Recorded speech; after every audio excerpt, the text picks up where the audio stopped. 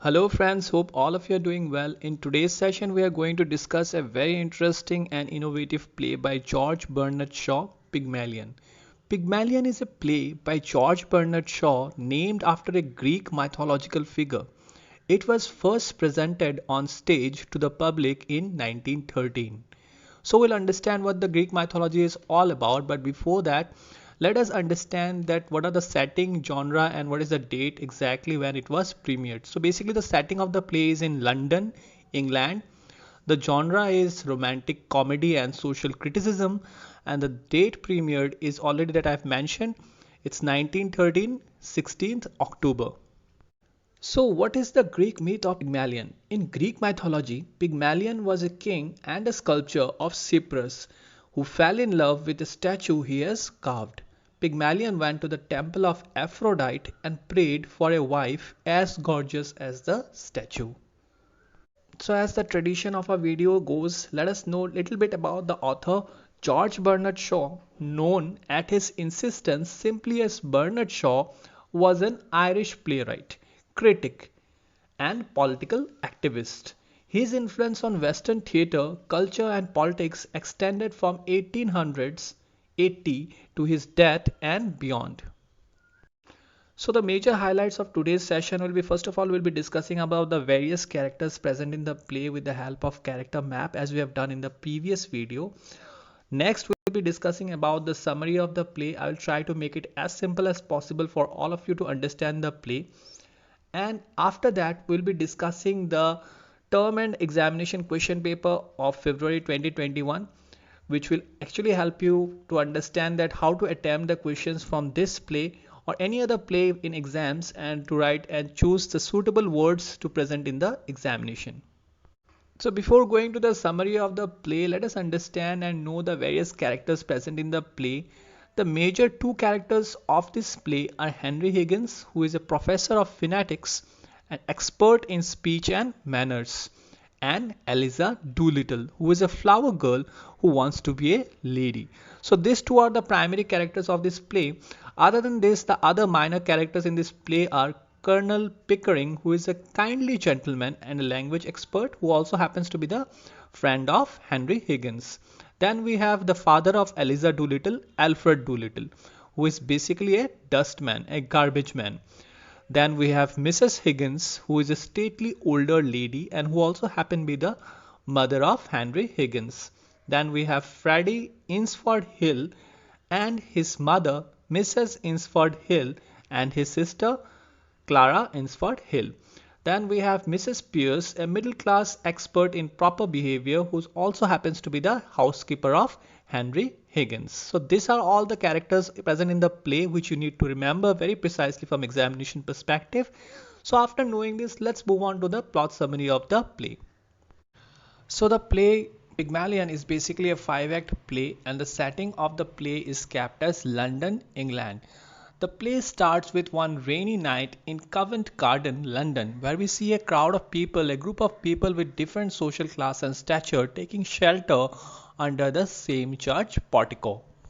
So the Act 1 introduces the various characters of the play, beginning with Mrs. Insford Hill, who with her daughter Clara is taking shelter in the church portico and has asked her son Fred to look for a cab, followed by a poor flower girl Eliza Doolittle, who sells flower to a gentleman, Colonel Pickering.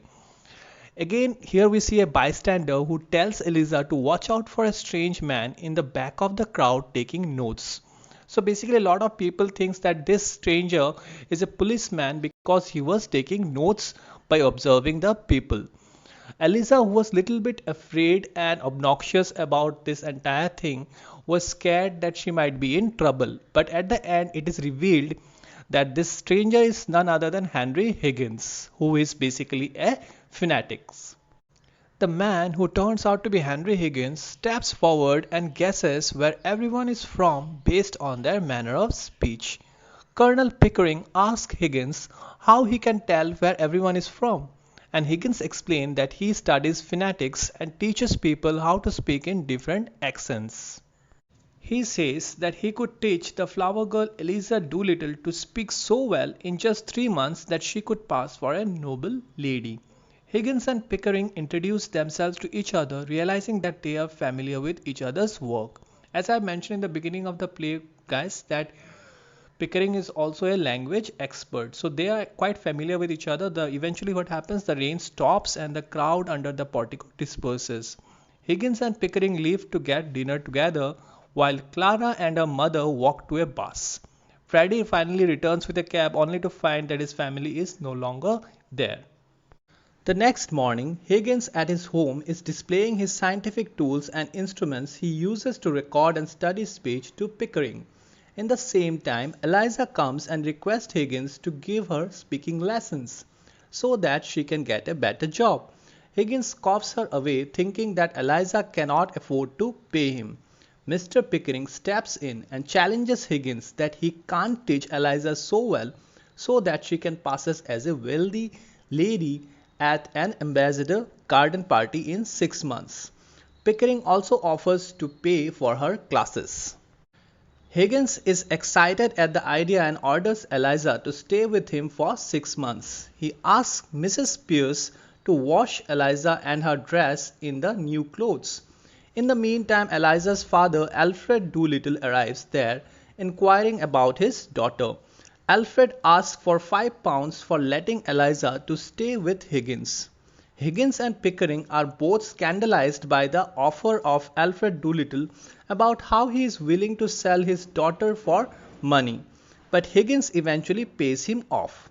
As Mr. Doolittle leaves, he ran into Eliza and addresses her as Miss, as he fails to recognize her. Eliza, even little bit reluctant to accept Higgins' offer, at the end accepts it. Few months passes by at the home of Higgins. Mrs. Higgins, mother of Henry Higgins, is ready to have some friends and is interrupted when Henry barges in. He asks his mother to have Eliza in the meeting as a lady. Mrs. Insford Hill, her daughter Clara, and son Freddie arrives, and Higgins doesn't recognize Mrs. Insford Hill from the Covent Garden. Meanwhile, Mrs. Insford Hill also doesn't recognize Eliza as the poor flower girl. During the conversation, Mrs. Insford Hill is shocked when Eliza talks about her aunt's death and her father's drinking habits.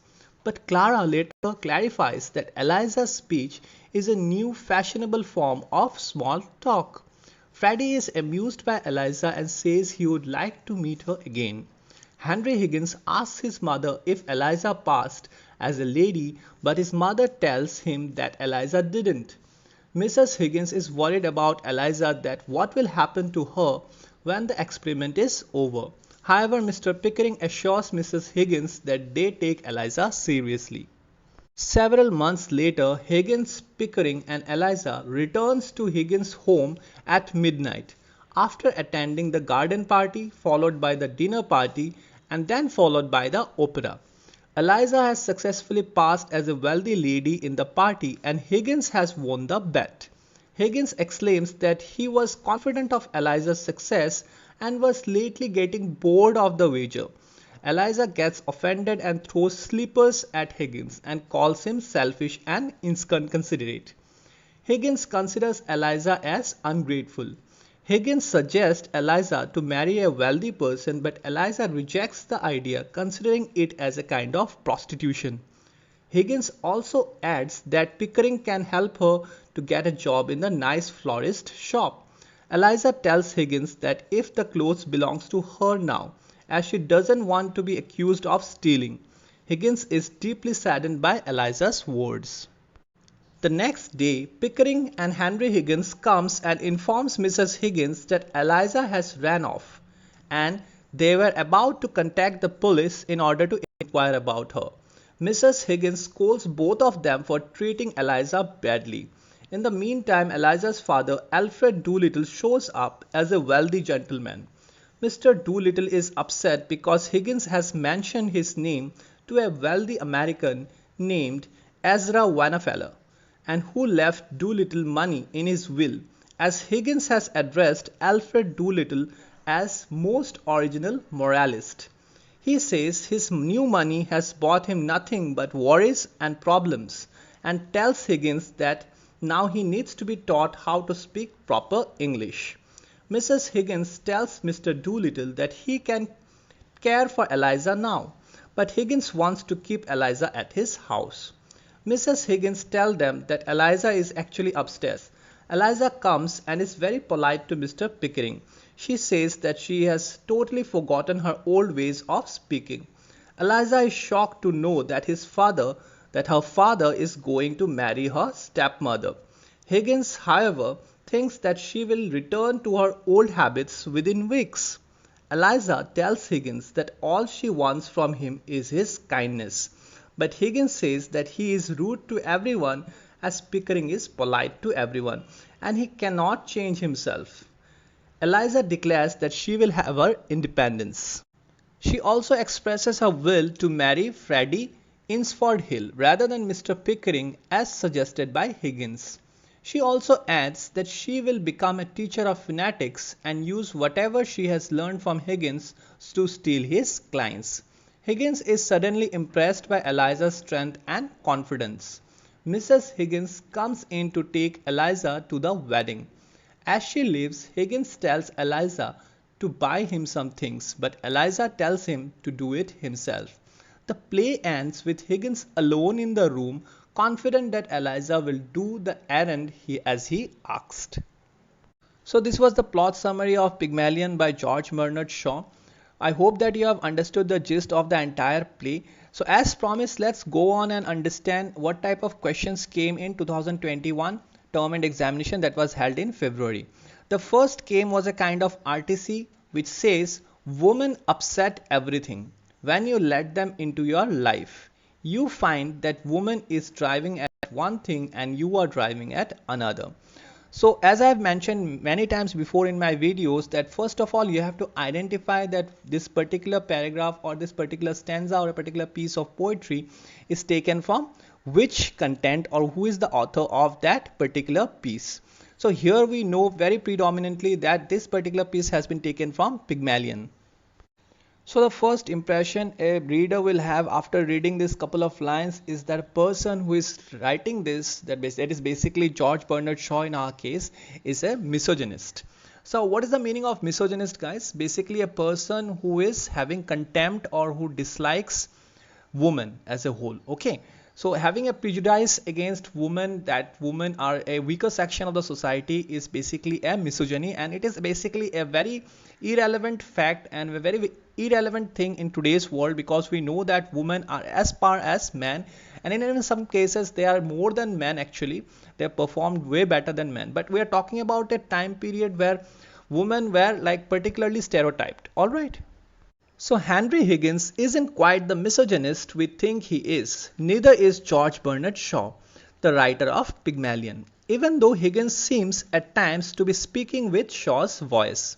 Shaw was a democratic socialist, and he wrote his plays as social and political commentary, not for entertainment. Pygmalion, for example, deals with the rigid class structure of British society and is only incidentally about women's rights. Shaw was pro-woman and supported equal rights and the suffragette movement. Now all of us must be wondering what is a suffragette movement. So basically suffragette is actually a particular movement where women fought for the rights to vote in a public election. So George Bernard Shaw actually supported that movement, although at first glance Higgins' lines would seem to contradict that. As I've said in the beginning, that when you read this couple of lines, a particular reader will have the notion that this writer basically of this particular context is against the women's rights, but it is totally against it. It's totally opposite to that. Shaw believed that women were no less the unwilling victims of a male capitalist society than the people of Britain as a whole. That marriage for financial security was simply a legalized form of prostitution, and that the conventional family was an artificial institution designed to reduce women to the level of possession, which is very much how Higgins first perceives and treats Eliza Doolittle.